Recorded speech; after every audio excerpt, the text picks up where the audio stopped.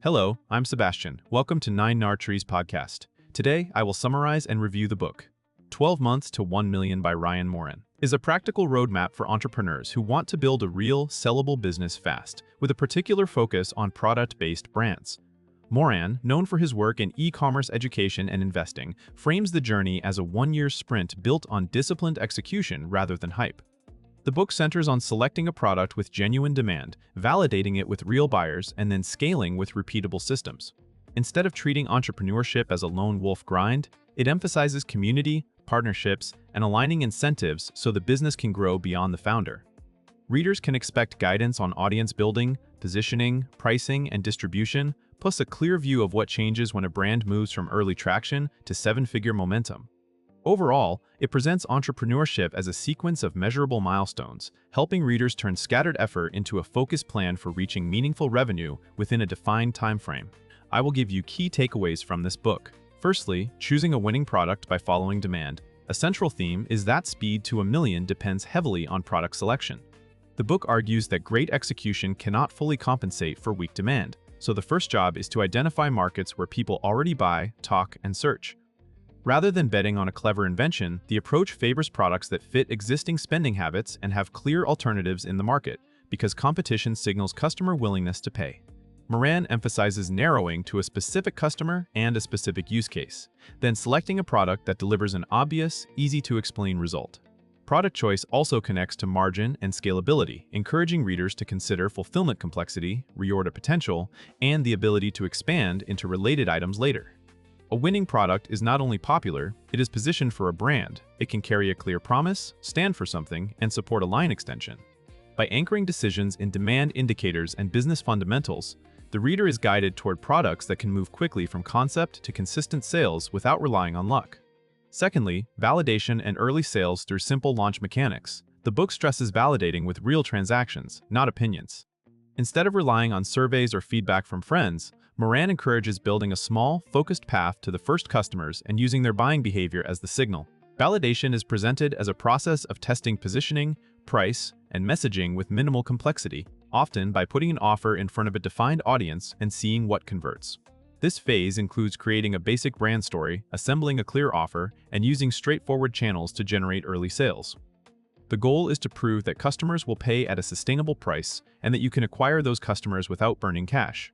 Early sales also provide learning, which benefits resonate, what objections appear, and which segments respond fastest. Importantly, validation is framed as the foundation for speed because it prevents months of building in the dark. By focusing on rapid feedback loops and measurable outcomes, the reader learns to treat the first sales as a lab that shapes product improvements, marketing angles, and the initial plan for scaling. Thirdly, building a brand and audience that compounds, Moran ties seven-figure growth to audience ownership and brand trust, not just a single winning ad. The book highlights building an identity that customers recognize and want to belong to, using consistent messaging and a clear point of view. This includes articulating who the brand serves, what problem it solves, and what it stands against, so marketing becomes simpler and more repeatable. Audience building is treated as a compounding asset. Email lists, content, communities, and social channels that reduce dependence on paid traffic over time. The brand becomes a relationship which improves conversion rates, supports premium pricing, and increases repeat purchases. The book also implies that brand strength is what enables expansion beyond one hero product, because customers who trust the brand will try adjacent offerings. Instead of chasing every tactic, the emphasis is on selecting a few channels where the target buyer already spends time and showing up with consistency.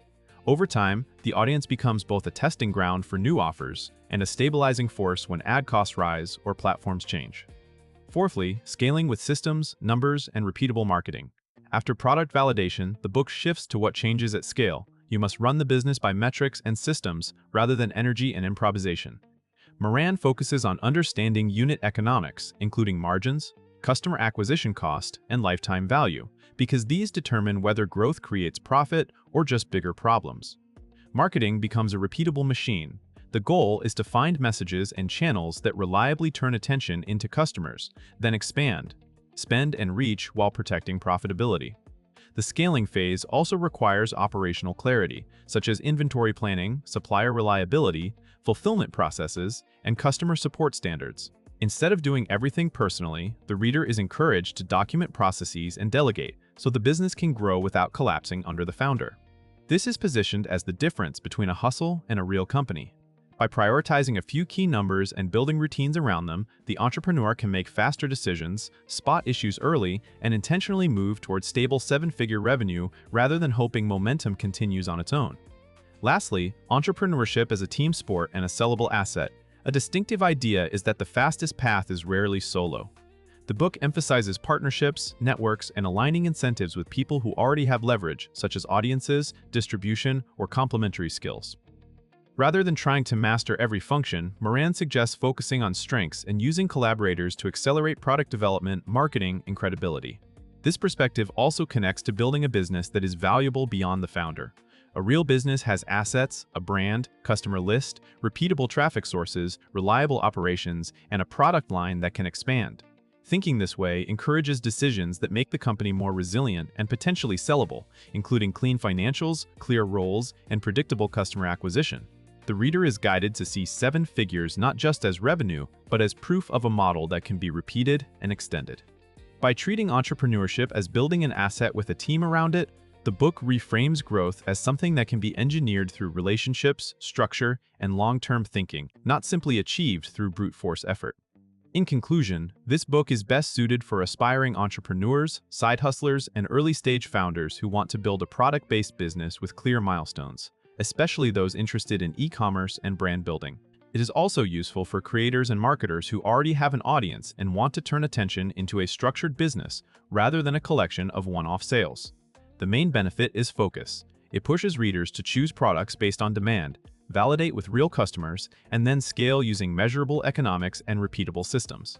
That combination can improve decision-making, reduce wasted time, and help readers replace guesswork with a plan they can execute week by week. Compared to many business books that stay motivational or overly broad, 12 Months to 1 Million stands out for its emphasis on product selection, validation, and building a real brand asset that can grow beyond the founder. It connects entrepreneurial mindset to practical levers like positioning, customer acquisition, and operations, making it a worthwhile purchase for readers who want a structured path to meaningful revenue rather than another collection of scattered tactics. If you would like to support Ryan Moran, you can buy the book through the Amazon link I've provided in the podcast description. After reading the book, please let me know what you think and share your thoughts. See you around.